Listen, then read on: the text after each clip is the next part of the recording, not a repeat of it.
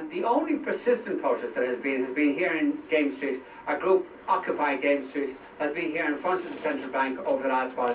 We've come down to talk to some of them about what's been going on here. Why are you down here? Why aren't you out in front of the door or in front of the government building? Because, well, I have a feeling, and I think we all share it, that the real power in this country and beyond, I mean, this is a global issue, but in terms of this local issue right here, the IMF, the ECB, the central bank, they seem to be pulling the strings, not the government. So we're here because most of the taxpayers' money in this country are flooding out of this country through that building behind us, the central bank itself. So that's why we feel that here is an appropriate place. How many people are involved in this Occupy Dame Street protest? How many people? Yeah. Well, there are hundreds, and it's all across the country. There's an occupation in Cork, Galway, Limerick, Waterford, Letterkenny. There's occupations in Belfast as well. I mean, it's spreading everywhere. How did you get involved? I felt that there was no democratic system in Ireland, and I was left with no choice except Occupy Dame Street. We're the last voice, really.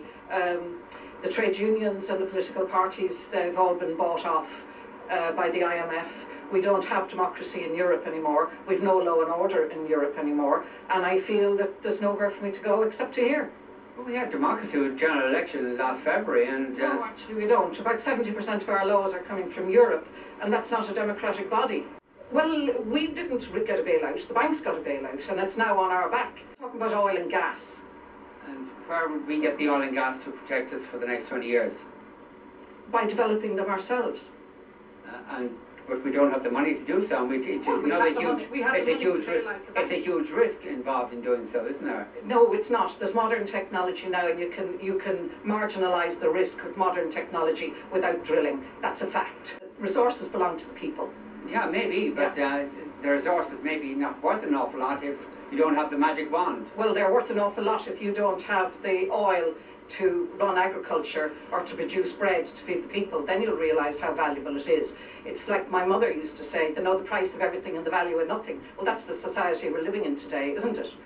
I think it's about engaging in a process of participatory democracy, discussing those issues, coming up with the solutions together. You know, we've had hundreds involved here and indeed thousands attending marches. Unfortunately, they haven't been covered enormously in the media, but there's also thousands more people who are engaging. My story is I'm a business person, okay? I paid my taxes, I voted in every single election, and the collapse of the Celtic Tiger didn't damage me in the same way that it has devastated lives and families across the country.